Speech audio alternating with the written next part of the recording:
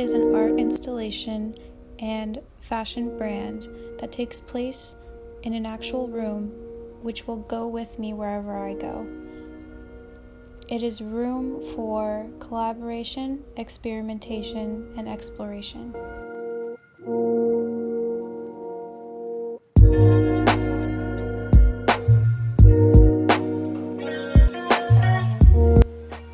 I've filmed this about 15 times, and right now I've realized that I can't talk in front of a camera.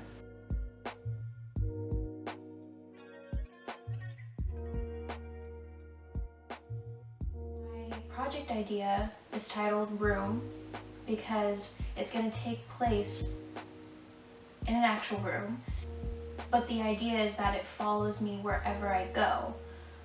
It might not look like a shed when I move back to New York in a few weeks, or when I travel to other places like California or Europe eventually, but the concept will stay the same.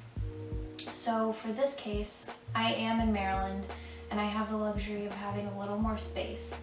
So I did build a shed. It is 5 feet by 6 feet. It's small, but big enough.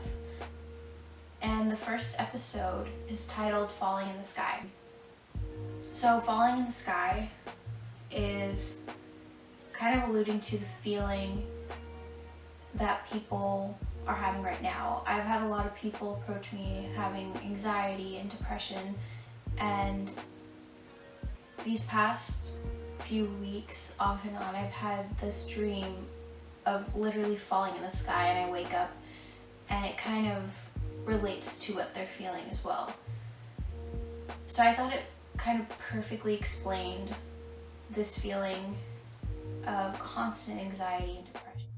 Everything is falling down, or I'm in this state of constantly falling because everything is so unsure.